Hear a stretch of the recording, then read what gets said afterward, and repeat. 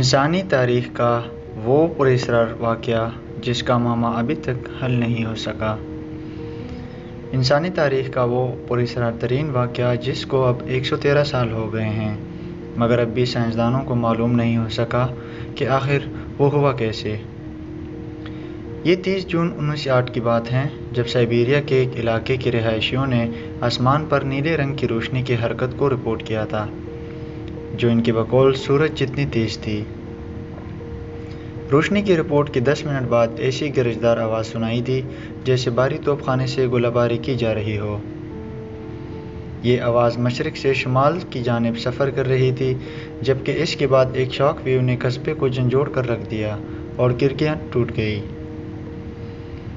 دھماکے کی آواز، جس کی لہریں یوریشیا بلکہ برطانیہ تک زلزلہ پیما مراکز نے ریکارڈ کیے، مگر یونگی اور ارد گرد کے قصبوں کے رہائشیوں نے در حقیقت کسی قسم کے حقیقی دھماکے کو نہیں دیکھا۔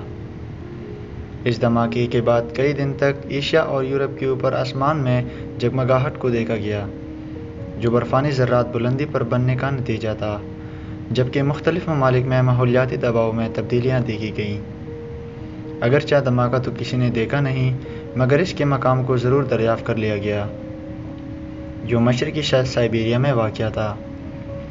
وہاں موجود 800 اسکوائر میل رقبے پر پھیلا جنگل یا 8 کروڑ درخت مکمل طور پر غائب ہو گئے، اور اس کی کوئی وجہ بھی سامنے نہیں آ سکی۔ سائنسدانوں کا ابتدا میں ماننا تھا کہ وہ دھماکے کے اثر کا نتیجہ ہے، مگر اس مقام پر کبھی کوئی گڑھا دریافت نہیں ہو سکا۔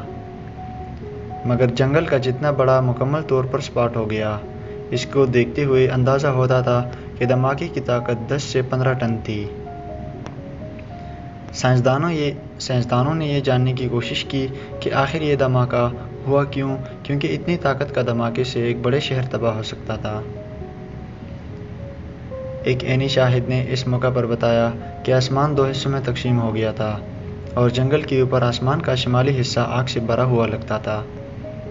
اس کا کہنا تھا کہ اس وقت آسمان میں ایک دھماکہ ہوا اور بہت بڑا کریش ہوا، ایسا کریش جس کو سن کر لگتا تھا کہ آسمان سے پتھر برس رہے ہوں یا گنوں کی فائرنگ ہو رہی ہو۔ اسے ٹنگوسکا ایونٹ کا نام دیا گیا، جو انسانی تاریخ کا اب تک سب سے طاقتور ریکارڈ دھماکہ بھی ہے، جس سے خارج ہونے والی ہیروشیما میں گرائے جانے والے ایٹم بم سے بھی 185 گنا زیادہ تھی۔ مگر ایک صدی سے بھی زائد عرصے بعد محققین کے ذہنوں میں مختلف سوالات موجود ہیں کہ آخر اس جگہ ہوا کیا تھا۔ کچھ سائنسدانوں کا ماننا ہے کہ ایک سیارچہ اس دھماکے کی وجہ تھی، مگر اتنے بڑے خلائی جسم کے شواہد ابھی تک دریافت نہیں ہو سکے۔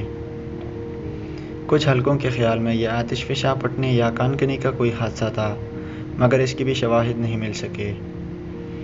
در حقیقت سربیا کے اس خطے کا موسم ڈرامائی قسم کا ہے، جہاں موسم سرما کا دورانیہ بہت طویل ہوتا ہے، جبکہ گرمی کا موسم بہت مختصر، جس کے باعث سطح میں ایسی تبدیلیاں آئیں جن نے اس جگہ کو ناقابل رہائش بنا دیا، بلکہ وہاں پہنچنا ہی بہت مشکل ہے۔ جب دھماکہ ہوا تو کسی کو بھی تحقیقات کے لیے وہاں جانے نہیں دیا گیا، کیونکہ روسی حکام کو مختلف خدشات تھے۔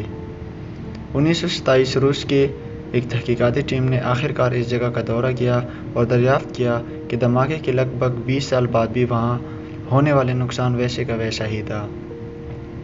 اس ٹیم نے خیال ظاہر کیا کہ ایک خلائی جسم فضا میں پھٹا جس سے یہ نقصان ہوا، مگر کوئی بھی گڑھا یا خلائی ذرات دریافت نہیں ہو سکے۔